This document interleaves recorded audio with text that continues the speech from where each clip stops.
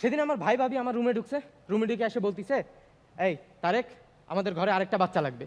ঘরে আরেকটা বাচ্চা লাগবে? আচ্ছা বুঝছি, তোমাদের প্রাইভেট টাইম লাগবে তো, ঠিক আছে আমি বাইরে যাচ্ছি, তোমরা অর্ডার করে নাও।